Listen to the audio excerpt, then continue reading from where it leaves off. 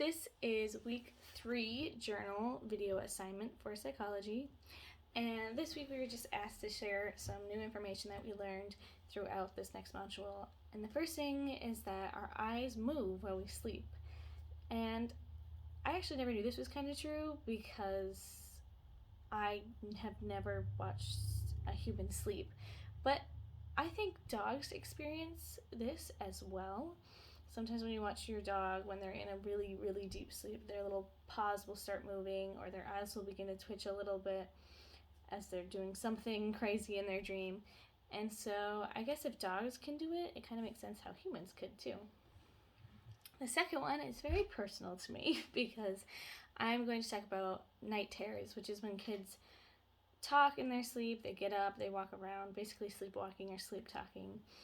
And there is a story my oldest sister loves to tell, and she came to check on me one night, and I literally sat straight up and I turned and looked at her, and she was so scared and weirded out that she actually just shut the door and didn't even ask if I was okay because she didn't want to deal with whatever demonic something that was going on with me.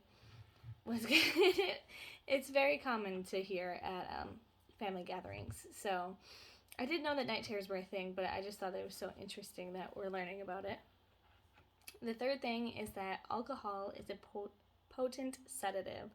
And I kind of knew this was true. It makes sense to me because a lot of people use alcohol as a means to lessen their anxiety or lessen their depression or stress or whatever.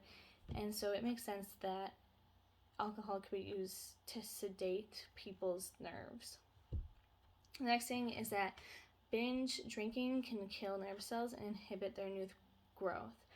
And I don't know if I really knew this, but I thought it was a cool fact because I have a brother who was in the military and he's really used to drinking a bunch at a time, especially when he's with his buddies. And I think that this would be a good fact to tell him so that he can kind of know in the back of his head to be careful for the amount of alcohol that he's drinking.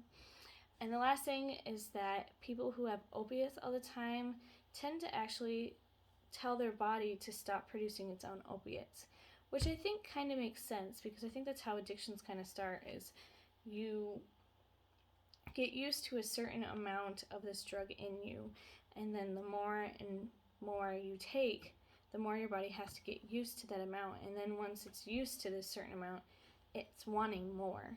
And I think if you have opiates all the time, it makes sense that your body would have to stop producing it because you have it in your body already, and so they don't want that excess amount. And that is my video. Thank you.